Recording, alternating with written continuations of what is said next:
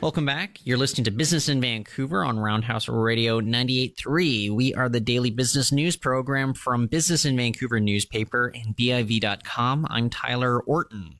This week, the city of Vancouver began rolling out its controversial empty homes tax. Homeowners have until February to declare whether property they own here in the city is their primary residence. If these homes are empty for half the year, owners will be on the hook for 1% of their assessed value. In Vancouver, where home prices average around $1 million, that could be as much as $10,000 for some people. Joining us today is David Clement. He is the North American Affairs Manager at the Consumer Choice Center. David, thanks for joining us on the show. Thank you very much for having me on. So, David, your first reaction to this empty homes tax that's going to begin rolling out this week, does this address Vancouver's affordability issues? I actually don't think it effectively addresses Vancouver's affordability issues because it does nothing to improve the conditions to increase new development in the city. And so, I mean, my first issue here is that it's a huge property rights violation for Vancouver property owners. I don't really think that it's appropriate to for the government to be telling owners what they can and can't do with the houses that they own.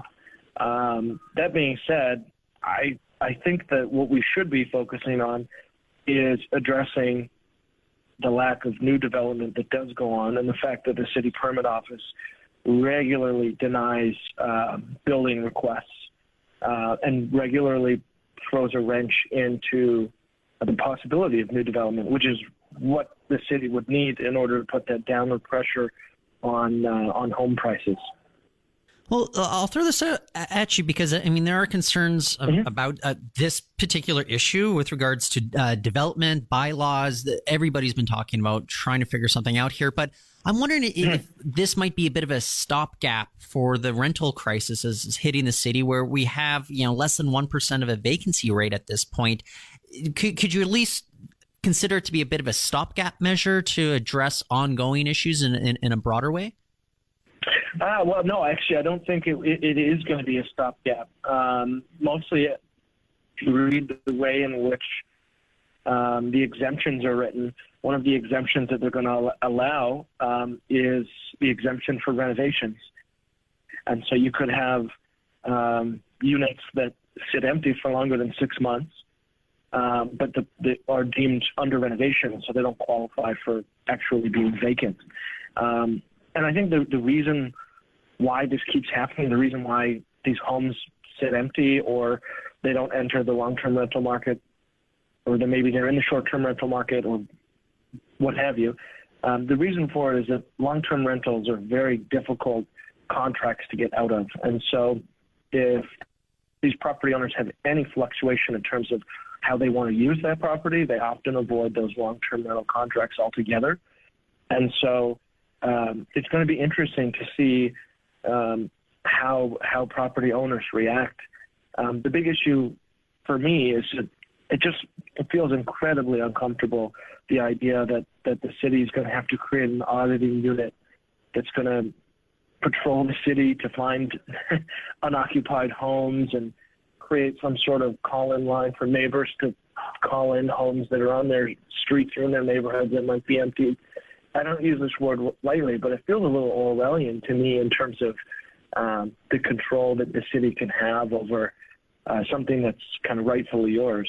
Does it just seem like kind of classic overreach on the part of the government, or do you think, it's responding to something because drastic measures maybe need to be taken in a city like Vancouver, which seems kind of unique at this point? You know what? I think that these legislators are well intended. I don't doubt their intent. Mm-hmm. But I think that it's what we're seeing is we're seeing regulation piled on top of regulation piled on top of regulation, which is it's trying to solve the issue without ever addressing the root problem. So I'll give you an example. Sure. Yeah. At the corner of Kiefer and Columbia, there was a proposal, would have been 111 new units. That proposal has been denied now for a fifth time by the city permit office. And so we have the city permit office actively playing a role in limiting the supply of housing and limiting the supply of rental units, while enacting at the same time this very heavy-handed approach to private property that should make property owners very uncomfortable. So in terms of drastic measures, what I would love to see is the drastic measure of following in the footsteps of a city like Houston, where they've deregulated the zoning and building permit process. And what they've seen is affordability increase across the board. So it's just become a far more accessible city. I feel almost that Kiefer Street conversation, we could probably have an entire segment all about that and the controversy going on there. But maybe I'll play devil's advocate for a second, because if you look at Houston versus Vancouver, just in terms of the affordability scale, Houston's notoriously known as a very sprawled out sort of place, not kind of central the same way that Vancouver is. Do you think that, there's some sort of balance that we can strike to look at the best practices from other jurisdictions, but while still maintain that unique Vancouver flavor? Absolutely. I mean, Vancouver is unique. I mean, it's one of the most desirable places in the world to live in. Houston, which is a very nice city, is certainly not even close to the caliber of city of Vancouver. So there are certainly differences, especially in terms of proximity to the water and whatnot. But it is important to look at other jurisdictions and how they've accommodated for some of these issues and see what can be implemented in Vancouver. By no means does that mean that Vancouver would turn into this metropolis that sprawls outward kind of indefinitely. I don't think geographically that's actually possible. Right, but there are some lessons to be learned. Yeah, there are some lessons to be learned with how other cities approach their zoning and permit regulations in a way that still keeps the character of the city, but is far less heavy-handed, is far more builder-friendly, which is ultimately far more consumer-friendly. And by consumer, I mean the people who are purchasing homes in the city and the people who are renting. Well, our guest today is David Clement. He's North American Affairs Manager at the Consumer Choice Center. And you bring up the fact that Vancouver has unique geography. We've got the water and the mountains kind of enclosing the city. So that makes a lot of people think that we need more density here. Would you like to see the city make it easier to get these condo developments going? Maybe put a lot of these towers in a lot of neighborhoods that aren't really used to seeing, these high rises, not necessarily high rises, but like more dense sort of housing units that we're typically seeing in, say, a neighborhood like, say, Kitsilano or Point Grey.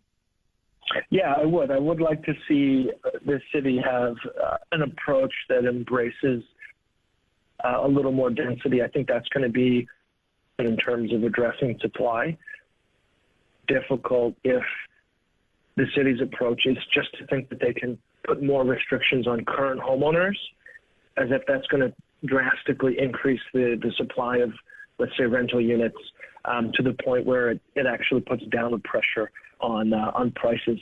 In a perfect world, in theory, it could be partially part of a solution, but by no means is that going to be anything close to good enough to address that long-term supply issue and the issue of a lack of new development or a lack of density.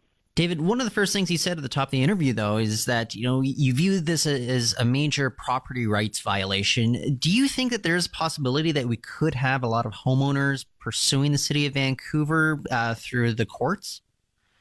I'm not sure. I'm not a lawyer in terms of the legal rights of property owners in an instance like this. If there are grounds to challenge the city, I hope that property owners do challenge the city on this, just because outside of the legality of it, the idea that the government can kind of knock on the door to see if someone's home, and let's say they determine that your house is vacant or it's not a primary residence, or that passed judgment essentially on the way in which you're using the property that you own, and they can then add a fine upwards of $10,000 and a tax upwards of $10,000 or more dollars. It just seems like an incredibly heavy-handed and just a gross overreach from city government. So, if there is room to challenge this legally, I do hope that that residents who care about the ability to make decisions about their own property do push back against the city and say, hey, wait a second, we know you're trying to solve the housing crisis, but at the end of the day, respect the fact that this is property that I own, and let's talk about solutions that don't involve trampling on property rights. Well, David, this is something that we are going to be following closely at Business in Vancouver, and I hope in the coming weeks and months you'll be available to talk about this again. I really do appreciate you taking time to chat with us today. Thank you very much for having me on the show. I appreciate it. That's David Clement. He's a North American Affairs Manager at Consumer Choice Center, and you're listening to Business in Vancouver on Roundhouse Radio 98.3. I'm Tyler Orton.